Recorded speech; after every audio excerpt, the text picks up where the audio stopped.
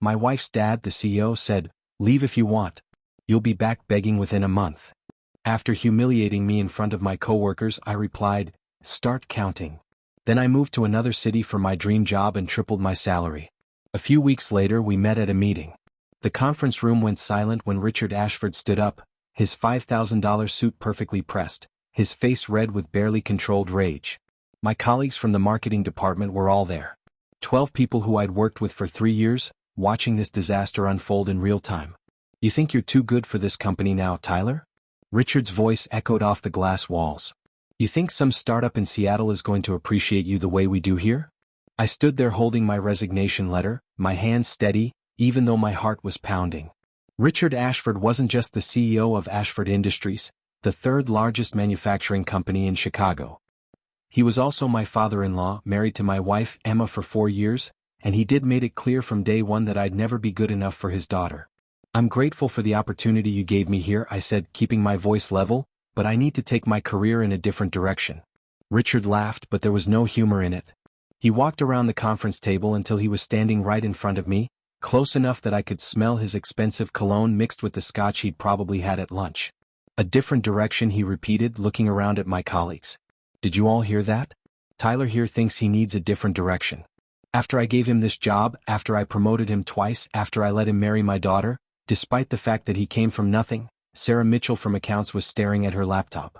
James Park was pretending to check his phone. Nobody wanted to meet my eyes because they all knew what was coming. They'd all seen Richard humiliate people before. "Sir, I appreciate everything you've done." I started, but Richard cut me off with a wave of his hand. "You appreciate nothing," he said. "You know what you are, Tyler? You're a project.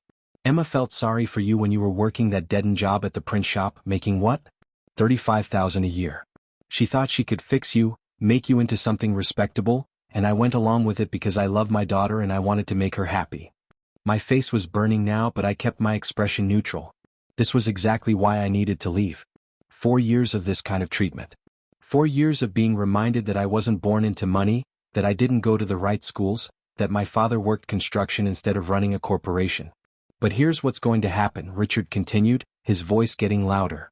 "You're going to walk out of here thinking you're hot stuff because some tech company in Seattle offered you $75,000 a year. You're going to move to that rainy hellhole and realize that you don't know anybody, that you're nobody without the Ashford name behind you. And then in about a month, maybe 6 weeks, if you're particularly stubborn, you're going to come crawling back here begging for your job." He leaned in close, his breath hot on my face.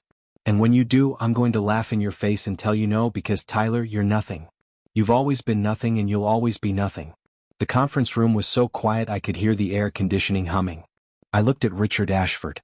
This man who'd spent 4 years trying to break me down, who'd criticized every decision I made, who'd made it clear at every family dinner and company event that I wasn't worthy of his daughter or his company. "Start counting," I said. Richard frowned. "What? You said 1 month.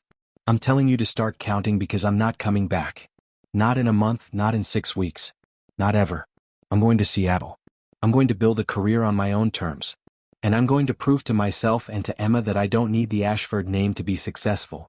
I handed him my resignation letter, turned around and walked out of that conference room with my head held high behind me. I could hear Richard starting to shout, but I didn't turn around. Kept walking through the office, past the cubicles where I'd spent 3 years of my life, past the break room where I'd eaten countless lunches, and straight out the front door. My phone started buzzing before I even reached my car. Emma's name flashed on the screen, but I didn't answer. I couldn't deal with that conversation yet. Not when I was still shaking with adrenaline and anger. If this story resonates with you, if you've ever felt underestimated or undervalued, please take a moment to subscribe to this channel, hit that like button, and leave a comment below telling me about a time when someone doubted you and how you proved them wrong. Your story matters and I want to hear it. Now let's continue with what happened next. The drive home took 30 minutes. 30 minutes of my phone buzzing constantly with calls and texts. Emma, Richard, my mother-in-law, Patricia, even my colleague Sarah. Everyone wanted to weigh in on what I'd just done. But I needed time to think before I talked to anyone. Emma was waiting in our apartment when I got home. We'd been renting a 2-bedroom place in Lincoln Park. Nice but not extravagant. The kind of place a marketing manager at a mid-sized company could afford. Emma had insisted on keeping our living situation modest. Despite the fact that her father could have bought us a house with pocket change, she said it was important that we build our life together on our own terms. Now looking at her face red from crying, mascara strayed down her cheeks. I wondered if she'd actually meant any of that. "Tyler," she said the moment I walked through the door. "What the hell did you just do?" I set my keys on the counter and loosened my tie. "I quit my job. You know that we talked about the Seattle offer last week." "We talked about it as a possibility," Emma said, her voice rising. "Not as something you were actually going to do, and you didn't tell me. You were going to humiliate my father in front of the entire marketing department." I turned to look at her. Really look at her. Emma Ashford was beautiful. No question about that. Blonde hair, blue eyes, the kind of face that made people turn around for a second glance. But right now, all I saw was her father's daughter. Humiliate him. I said, "Emma, did your father call you and tell you what happened in that conference room?" "He told me you quit in the middle of a meeting and made a scene." "That's not what happened. Your father called me into a conference room with my entire team present and spent 10 minutes tearing me apart, telling everyone that I'm nothing without the Ashford name, that you married me as some kind of charity project." Emma looked away. He was upset. "You blindsided him with this resignation." "I gave 2 weeks' notice, Emma. That's standard practice. And even if I hadn't, that doesn't give him the right to humiliate me in front of my colleagues." She was quiet for a moment, then looked back at me with tears in her eyes. "So what now? You're just going to move to Seattle and leave me here?" "I'm hoping you'll come with me," I said. "That was always the plan. Remember, we talked about this being a fresh start for both of us." "Tyler, I can't just leave Chicago. My family is here, my friends, my entire life." "Your father is here," I corrected. "And that's the problem. We can't build a life together as long as we're living in a shadow." Emma shook her head, fresh tears starting to fall. "You don't understand. You've never understood what it's like to be part of a family like mine.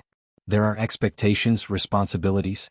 I understand that your father has spent 4 years treating me like I'm beneath you.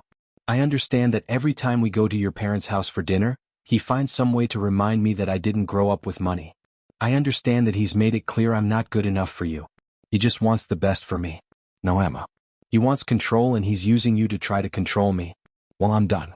I'm taking this job in Seattle, and I'm going to prove to myself and to him that I can succeed without his help." Emma was crying harder now. "And what about us? What about our marriage?" I walked over to her and took her hands in mine. "Come with me. We'll start over in Seattle. No more Richard telling us how to live our lives. No more feeling like I have to prove myself every single day. Just us building something together." She pulled her hands away. "I need time to think." That conversation was 3 weeks ago. Emma decided to stay in Chicago while I moved to Seattle to start my new job at Horizon Technologies, a rapidly growing software company that had offered me a position as Director of Marketing Strategy at $130,000 a year, nearly triple what I'd been making at Ashford Industries. The first week was brutal. New city, new job, new apartment that echoed with emptiness every night when I came home. I'd call Emma every evening, but our conversations were strained. Awkward silences filling the spaces between words. She was still living in her old apartment, still working at the art gallery she loved, still having Sunday dinners with her parents. But the work was incredible. Horizon Technologies was everything Ashford Industries wasn't. Young, innovative, willing to take risks. My boss, Jennifer Walsh, actually listened to my ideas instead of dismissing them out of hand. Within 2 weeks, I'd presented a complete marketing overhaul that would shift the company's focus from business to direct consumer outreach. "This is brilliant," Jennifer said after my presentation to the executive team. "Tyler, where did you learn to think like this?" "Years of having my ideas shot down." I replied, "You learn to make them bulletproof." By the end of my first month in Seattle, I'd launched 3 major campaigns, hired a team of 5 talented marketers, and increased Horizon's social media engagement by 200%. Jennifer called me into her office on a Friday afternoon, exactly 31 days after I'd started. "Tyler, I'm going to be direct with you," she said. "We're opening a satellite office in Chicago to handle our Midwest expansion. I need someone to run it. Someone who understands both the tech world and traditional manufacturing. The position comes with a significant raise in equity in the company. Interested?" My heart started racing. Back to Chicago, but on my own terms this time. "What's the timeline?" "We're announcing it next week. The office opens in 60 days. I know you just moved here, so I understand if this feels like whiplash, but you're the right person for this role." "I'll do it," I said without hesitation. Jennifer smiled. "I was hoping you'd say that. One more thing. We're hosting a regional conference in Chicago next month. All the major manufacturing companies will be there, including Ashford Industries. Richard Ashford is scheduled to give the keynote address. I want you there representing Horizon. The universe, it seemed, had a sense of humor. I called Emma that night with the news. For the first time in weeks, she sounded genuinely happy. You're coming back to Chicago. Looks like it. Not right away, but within 2 months. And Emma, I need you to understand something. This isn't me coming back defeated. This is me coming back successful on my own terms. I know that, she said quietly. Tyler, I'm sorry about how I reacted when you left. I've had a lot of time to think, and you were right. My father has too much control over our lives. I've been applying to galleries in Seattle. You have. I should have come with you from the start. I was scared, I guess. Scared of disappointing my parents. Scared of leaving everything familiar, but being apart from you these past few weeks has been worse than any of that. We talked for 2 hours. That night really talked for the first time since I'd left Chicago. Emma told me about the conversation she'd been having with her mother, about how Patricia had actually taken her side when she'd mentioned moving to Seattle. Apparently, Richard had been impossible to live with since I'd left, taking his anger out on everyone around him. He keeps saying you'll fail, Emma said. That you'll realize you made a mistake and come crawling back. He's going to be disappointed, I replied. The conference was held at the Palmer House Hotel, one of Chicago's most prestigious venues. Horizon Technologies had purchased a premium sponsor package, which meant our logo was everywhere, and I had access to all the executive networking events. Arrived early on the first day wearing a suit that actually fit me properly. Paid for with my own money instead of borrowed from Richard's tailor. The exhibition hall was massive. Hundreds of companies showcasing their products and services. Thousands of professionals moving through the crowds making connections and deals.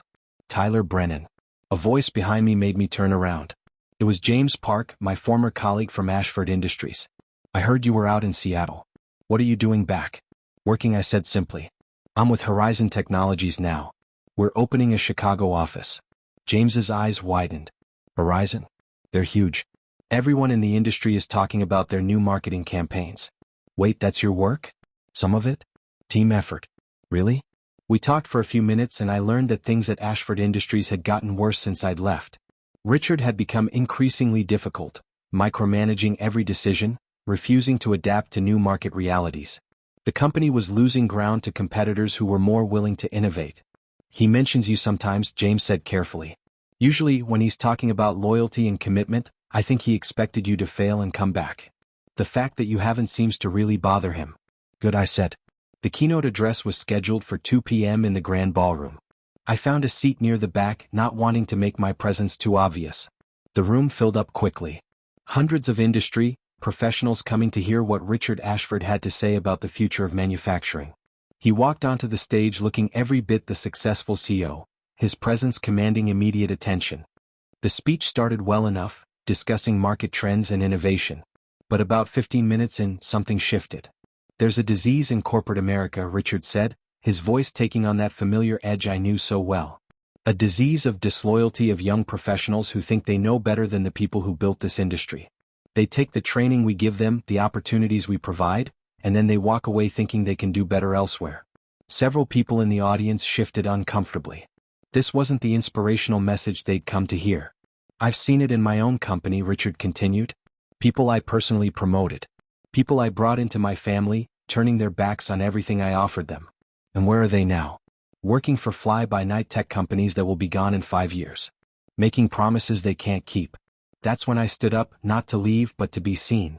Richard's eyes found me in the crowd, and for just a moment, his carefully practiced speech faltered.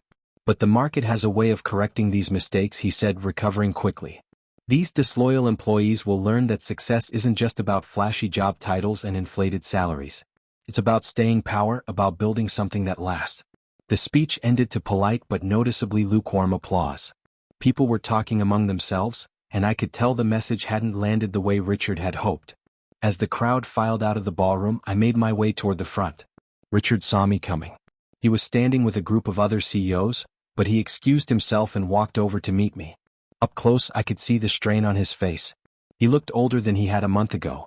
More tired. Tyler, he said, his voice tight. I didn't expect to see you here. Horizon Technologies is a major sponsor, I replied. I'm representing the company at the executive events, right? Your little tech startup. How's that working out for you? Really? Well, actually, we're opening a Chicago office. I'll be running it. Richard's jaw clenched. You're coming back to Chicago. Looks that way. Not that I ever really left. Emma's here and she's been keeping me updated on how things are going at Ashford Industries. Sounds like you've been having some challenges. Every company faces challenges. That's part of business. True. But some companies adapt and some companies insist on doing things the way they've always been done. I heard you lost the Meridian contract last week. That's got to sting. Richard's face went red. Who told you that? Word gets around. Meridian went with a competitor who offered them a more innovative approach to their supply chain management. Funny thing is, I pitched a similar approach to you about 18 months ago. You told me I didn't understand how real business worked. Don't have to stand here and listen to this. No, you don't. But here's what I wanted to tell you. Remember when you said I'd come crawling back in a month? Well, it's been 5 weeks. I'm not crawling, Richard. I'm walking. Walking into a career that values innovation over ego. Into a company that rewards talent instead of punishing it. Into a life where I don't have to prove myself to you or anyone else every single day. Richard opened his mouth to respond. But a man in an expensive suit appeared at his elbow. Richard, we need you for the panel discussion in 10 minutes. I'll be right there, Richard said, not taking his eyes off me. When the man walked away, Richard leaned in close. You think you've won something here, Tyler? You think one successful month means anything? No. I think 4 years of putting up with your contempt means everything. I think finally having the courage to walk away from a toxic situation means everything. I think proving to myself that I can succeed without your approval means everything. Richard started to say something else, but Jennifer Walsh appeared at my side. Tyler, there you are. I've been looking everywhere for you. She turned to Richard with a professional smile. Richard Ashford, I'm Jennifer Walsh, CEO of Horizon Technologies. Your keynote was interesting, though I have to say I disagree with your perspective on employee loyalty. In my experience, the best employees are the ones who aren't afraid to seek out opportunities where their talents are truly valued. Richard's expression went from angry to carefully neutral. Miss Walsh, I've heard about Horizon Technologies. You've certainly made some waves in the industry. We prefer to think of it as making progress, Jennifer said smoothly. Tyler here has been instrumental in our growth. His marketing strategies have exceeded every expectation we had. We're very lucky to have him on our team. I'm sure you are, Richard said stiffly. In fact, I was hoping you and I might have a conversation about potential collaboration opportunities. Horizon is always looking for manufacturing partners. And from what I understand, Ashford Industries has significant capacity. Perhaps we could discuss how our two companies might work together. I watched Richard's face as he processed this. Jennifer was offering him a business opportunity, a chance to partner with one of the fastest-growing companies in the tech sector. But accepting would mean acknowledging that I, the son-in-law he dismissed as nothing, had brought real value to an organization he now needed to impress. I'd be happy to discuss that, Richard finally said. Have your people contact my assistant to set up a meeting. Wonderful, Jennifer said. Tyler will be our point person on the project, of course. He'll be running our Chicago office, so he'll be handling all our Midwest partnerships. The look on Richard's face was worth every humiliating moment he'd put me through over the past 4 years. After Richard excused himself and walked away, Jennifer turned to me with a knowing smile. That's your father-in-law? Unfortunately, yes. How much of that conversation did you hear? Enough to understand why you were so eager to leave your last position. Tyler, I want you to know something. I offered you this job because you're talented, not because I felt sorry for you. The work you've done at Horizon speaks for itself. Whatever that man made you believe about yourself, it wasn't true. Those words meant more to me than she could know. The conference ended late that evening, and I drove straight to my old apartment in Lincoln Park. Emma had texted me earlier saying she wanted to see me, that we needed to talk. I was nervous, not sure what to expect after 5 weeks apart. She opened the door before I could even knock. And for a moment we just looked at each other. Then she was in my arms holding me tight and I realized how much I'd missed her. I'm sorry, she whispered against my chest. I'm so sorry I didn't support you from the beginning. I know it's okay. No, it's not okay. My father called me this afternoon. He was furious, going on and on about how you humiliated him at the conference. How you're working with some tech CEO to steal his clients. Tyler, I've never heard him like that before. He was scared. I pulled back to look at her face, scared of you, of what you've accomplished, of the fact that you don't need him anymore, and everyone in the industry knows it. We spent the rest of the evening talking, really talking for the first time since this whole thing started. Emma told me about the pressure her father had been putting on her to convince me to come back to Ashford Industries, about the arguments they'd had when she'd refused. She'd finally told Richard that she was moving to Seattle to be with me and that if he wanted to be part of our lives going forward, He needed to start treating me with respect. What did he say? Asked. He said I was making a mistake, that I was choosing you over my family. And what did you say? Emma smiled. I told him you are my family and that if he couldn't see what an incredible person you are, that was his loss, not mine. 3 months later, we were settled into a new apartment in Chicago's West Loop, close to Horizon's new office headquarters. Emma had started working at a contemporary art gallery that gave her creative freedom she'd never had at her previous job. We were building the life we'd always talked about on our own terms. Richard and I had settled into a professional working relationship. Ashford Industries did end up partnering with Horizon Technologies on several projects. And while Richard would never admit it out loud, I knew he respected the work I was doing. The humiliation he'd inflicted in that conference room had backfired spectacularly, pushing me toward a success I might never have achieved if I had stayed comfortable and complacent. Patricia, my mother-in-law, had become an unexpected ally. She'd apologized privately for not standing up to Richard sooner, admitting that she'd watched him tear down too many people over the years in the name of protecting the family business. She'd started pushing him to retire, to let the next generation take over Ashford Industries before his outdated management style destroyed everything he'd built. The monthly family dinners were still awkward, but they were manageable. Richard would occasionally slip back into his old habits, making subtle digs about my background or questioning my business decisions. But now, when he did, Emma would shut him down immediately. And honestly, his words didn't have the same power anymore. I didn't need his approval. 6 months after I'd walked out of that conference room, Richard called me into his office at Ashford Industries. It was the first time I'd been back in the building since I'd quit. Tyler, he said, gesturing to the chair across from his desk. Sit down. I sat curious about why he'd asked me here. Richard was quiet for a long moment, staring at some papers on his desk. Finally, he looked up at me. I owe you an apology. I almost fell out of my chair. What? I said I owe you an apology for the things I said in that conference room. For the way I treated you over the years, I was wrong. This had to be some kind of trick. Richard Ashford didn't apologize. What brought this on, Patricia? He admitted, she's been on me for months about the way I treated you. But more than that, watching what you've accomplished at Horizon, seeing how the industry respects you, I realized I let my own ego get in the way of recognizing talent when it was right in front of me. I appreciate that, I said carefully. I'm not good at this, Richard continued, admitting I was wrong. But the truth is you've been good for Emma. You've pushed her to be more independent, to think for herself. And you've certainly proven that you didn't need the Ashford name to be successful. No, I didn't. But I learned a lot working here, Richard. Even if the environment was difficult, I learned how to be resilient, how to stand up for myself, how to recognize my own worth. So, in a way, I should thank you. Richard smiled slightly. That's very diplomatic of you. I don't deserve it. We talked for another hour, clearing the air about years of resentment and misunderstanding. Richard would never be the warm, supportive father-in-law I might have wanted, but we reached an understanding. He would respect my choices in my career, and I would acknowledge the role Ashford Industries had played in my professional development. As I was leaving, Richard said one last thing. For what it's worth, Tyler, I'm glad you didn't come crawling back. You proved me wrong and I needed to be proven wrong. Start counting. You said, well, I did. And somewhere around day 45 I realized you weren't coming back. That you'd actually meant what you said. It was humbling. I extended my hand and after a moment Richard shook it. Driving home that evening I thought about the journey that had brought me here. A month ago I'd been humiliated in front of my colleagues, dismissed as nothing by a man who was supposed to be family.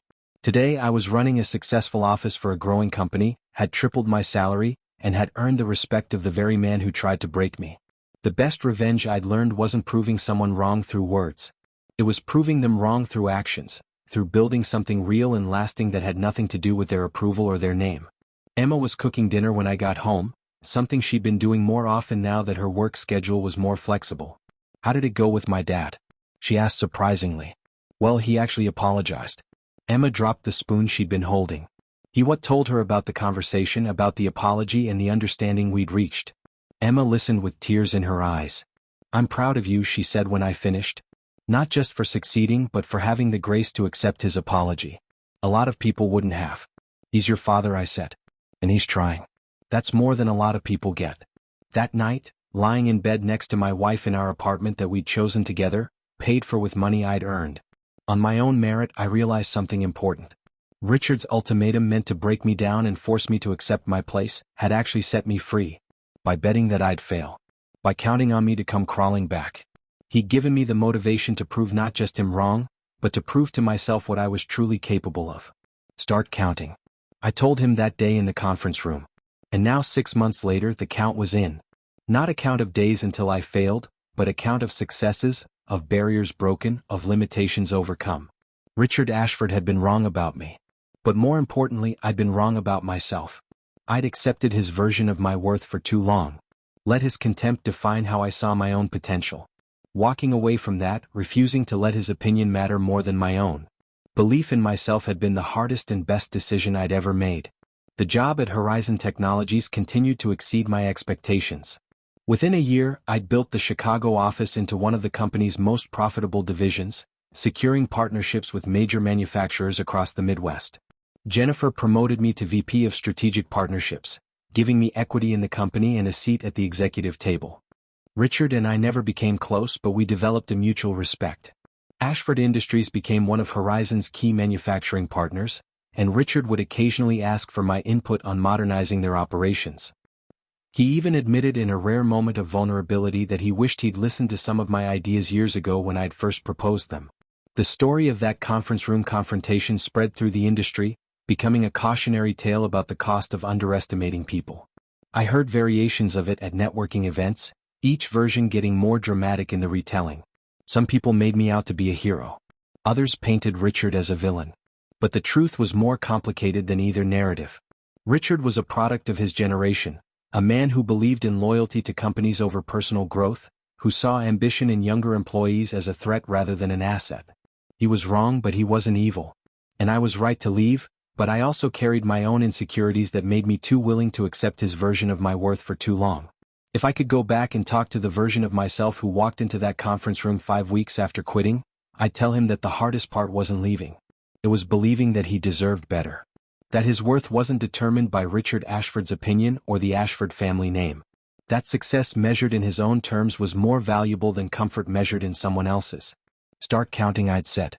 And I did count every day that I built something on my own merit. Every time I made a decision based on what I believed was right rather than what would please Richard. Every moment I chose self-respect over approval. The count is still going, and it always will be, because proving yourself isn't a destination you reach and then stop. It's a continuous journey of choosing yourself, your values, your vision over and over again. Richard Ashford gave me an ultimatum that day. But what he really gave me was permission to stop seeking his approval. And that, ironically, was the greatest gift he could have given me. Thank you for watching this story. If it resonated with you, if you've ever felt underestimated or had to fight for respect from people who should have given it freely, please leave a comment below sharing your experience. Subscribe to this channel for more stories about resilience, redemption, and proving yourself when the odds seem impossible. And remember, when someone tells you that you'll fail, when they're counting on you to come crawling back, sometimes the best response is simply this: start counting.